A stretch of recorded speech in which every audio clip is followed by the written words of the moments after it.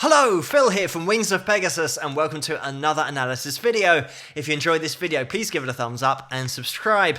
On the agenda tonight, we're taking our second look at Tina Turner, and this time we're going back to the year 2000 and she's going to be performing The Best. And I was going to include a lot of the background of Tina's career in the 60s and the 70s, but I've just finished doing the analysis video and there is so much to point out about Tina's performance, but really about the composition and how it's been put together, because this song, The Best, really is such a strong composition and there are so many things to point out. So I will be getting into the composition, breaking it down, also pointing out the differences between the original Bonnie Tyler version and Tina's version and how they do differ. But let's get into this performance, which we'll get on screen now and see how Tina gets on.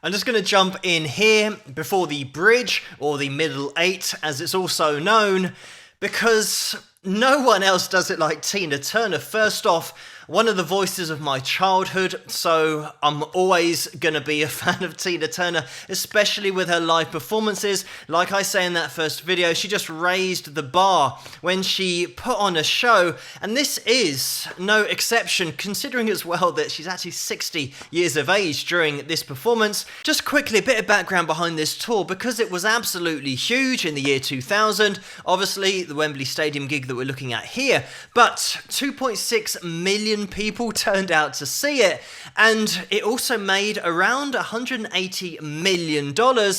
And it started out as a co-headline tour with Elton John in terms of how they were planning it, and they were rehearsing, and it's when Tina said to Elton that it wasn't how Proud Mary went on the piano, and she was trying to tell him how to play it. And then Tina said in an interview, there's one thing you never do, and that's tell Elton John how to play the piano. So from then on, it was cancelled, and then they started working on putting this tour together. A lot of the performance elements are prevalent here as they were in that first video that I did on Tina, so go over to that video in order to see all of those things addressed. But the composition, it's one of those things that arguably you could say is exactly the same as Proud Mary in terms of people turning up to a Tina Turner gig and waiting to hear one particular song. What Tina did with Proud Mary just took it to a totally different place than that original, and exactly the same can be said here. You could argue, why was The Best not a huge hit for Bonnie Tyler when she released it in 1988? And there are such subtle differences between the two versions, but they do make a really big difference overall when you just add these tiny differences up. Obviously, Tina has that same rock element, if she wants it, in her vocal that Bonnie Tyler has. But the first thing that you can see that's different is the tempo, especially with this live performance. They've injected a little bit more tempo into it, so therefore adding more excitement. You'll be able to listen to that Bonnie Tyler version, just get it on YouTube and have a listen to it, because you'll also notice how some of the melody is changed ever so slightly by Tina with her phrasing as well in the verses, but how the instrumentation is also different. By the way, the song was written by Mike Chapman and Holly Knight, and Bonnie Tyler's version, because of that slower tempo that was in there, it tended to plod along a little bit more. It didn't flow as much as this version of the song, but also the call and response that we have during the chorus came in on the beat, which meant that it didn't flow as much as you get in the chorus of Tina's version. And it's really important because you lose some of the melody because it's hidden more underneath the lead vocal, whereas when it is set apart, it means that you can then appreciate the melody of that response in the background because there's nothing that's competing with it. And this is what I say on a lot of videos about having instruments that come in as a response, and you don't want two lead voices at the same time, but that is what happens on that original Bonnie version. Another huge difference between the two tracks, and spoiler alert here, because this happens in the middle eight, it's the key change. And the great thing about this song, the composition and the execution of Tina Turner's version, is that you're not aware of the key change at any point. The end chorus is a tone higher than the first and the second chorus at the beginning of the song. And obviously Tina's vocal ability allows for that. So the last chorus is going to have such a dramatic effect on you musically because it's a tone higher. Even though you might not necessarily notice it, it definitely hits you in a different way emotionally because we've now climbed to a higher peak. Whereas in that original Bonnie Tyler version, it's all at the same pitch. So it means that that final chorus you hear is the same pitch as the previous two choruses you heard at the beginning of the song. So you haven't really got any higher on your journey up the mountain. So you're still in the same place emotionally as you were at the beginning of the song, whereas Tina just kicks it into overdrive for that key change into the saxophone solo, which then coming out of that saxophone solo means that that end chorus is a tone higher, therefore you've got to a higher peak, and emotionally it is far more dramatic. There's one other huge difference between the two versions, and that is the saxophone solo that is in Tina Turner's version that wasn't in that original version with Bonnie Tyler. Not only that, it's the guy that Tina got to play that saxophone solo. That was Edgar Winter, and he's here on the channel somewhere if you want to check him out. But what an amazing musician he is with his ear for melody, to the point where the saxophone solo in this song is now iconic and everybody knows it because of the strength of the melody, and that is all down to the musician playing it. So once you start putting together these tiny differences, they really do add up. Obviously with Tina's lead vocal, it's always going to add something unique and different to the song, but the increase in tempo is going to make it sound more exciting. Breaking it down all the way back into the intro, because we've got that classic synth sound that was so prevalent in the 80s. Late 80s, this was 88 originally, and then Tina's version in 89. But with those stabs that come in on 1 and 2 and. So we're going 1 and 2 and 3 and 4 and 1 and 2 and 3 and 4 and 1 and 2 and 3 and 4. It's just an interesting rhythm to put in there rather than being predictable. By coming in on the offbeat, it means that it's going to be interesting rather than just going 1, 2, 1, 2, 3. It starts to plod along a little bit, which is something that did happen in that original Bonnie Tyler version in the chorus, being on the beat. There are so many points of interest that we experience throughout the journey of this song, and the first verse, the way that once we start getting towards the end of the verse, we hear a lot more come in terms of that dynamic starts to open, and it sounds like we're going to be getting into a chorus. But then there's that refrain and we come back into the verse again. So there's that little tease towards a chorus, just making it interesting musically. We're back into another verse, and then the second time we have the build up into the chorus, that pre-chorus is now for real, and we hit that chorus full on.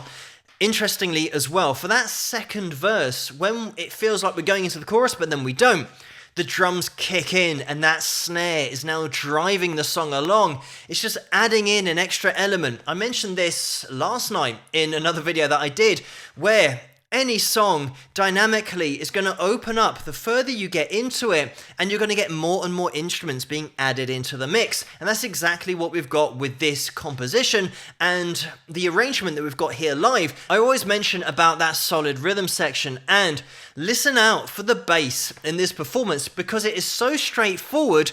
Not only timing-wise, but musically, just solid double-time bass notes throughout the whole composition, and not going all over the place in terms of playing lots of lead bass runs. It's all just octaves and fifths going on. There are occasionally runs towards the end of a bar, but only to lead into the next bar.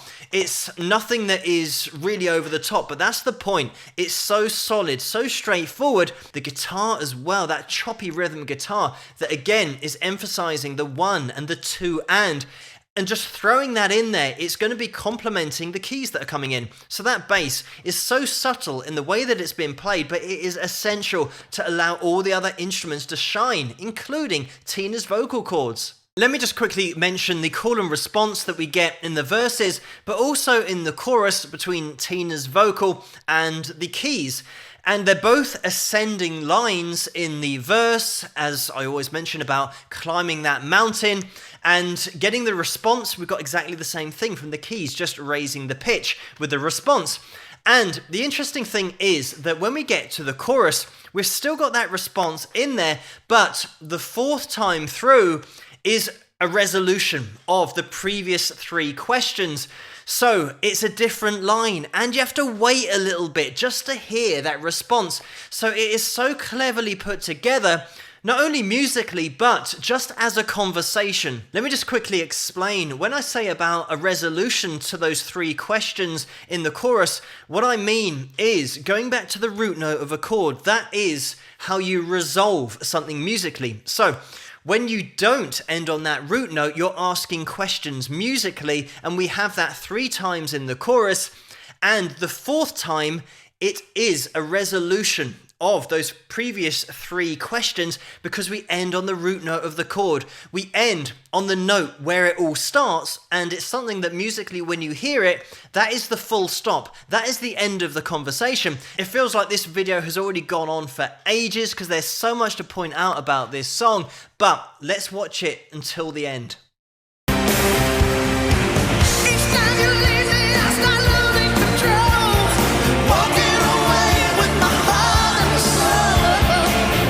I can feel you even when I'm alone. Oh, baby, you're going down.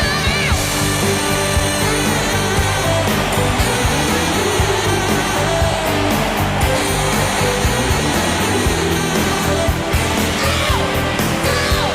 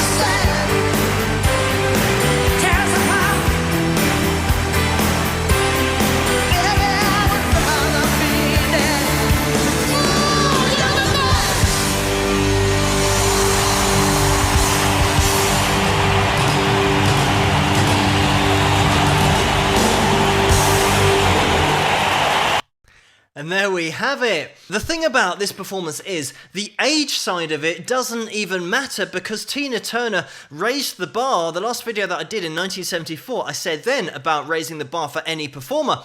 But even at 60 years of age, there isn't anybody else that can put on a show like that, but also give such an accurate representation of the original recording that was done in the studio and bring it to the live stage with the choreography as well that she still threw in there. There is so much that is on another level. When we got back into the composition, we went straight into the bridge, or the middle eight, as it's also called. And the way to tell a great middle eight is that it just suits the song so well, you're not aware that you're listening to something that is totally different to the rest of the song, because that is the point of the bridge or the middle eight, is to take you to a totally different place musically, so that when you go back to the chorus, you've had a bit of a break and you've almost lost what the chorus was until you get hit with it again, and then your brain realizes, oh, this is what I heard earlier, it's familiar and I like it. And let me just mention why it's called a middle eight is because generally these little sections that come along 3/4 of the way through a song just to make it more interesting are 8 bars in length, so they're called the middle eight for those 8 bars, and that's exactly what we've got here. It is 8 bars in length, and it takes you to a different place musically, but it is not so much of a detachment from the original song that you think, oh, this is weird because this isn't what we've been listening to so far.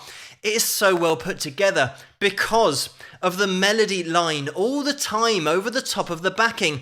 Previously in the chorus, we've had a call and a response, and it's been very strict in that setup. As soon as we get into the middle eight, we now have a constant vocal melody without any responses. They are just held chords. So it means musically we've got the opposite to what we've just been listening to.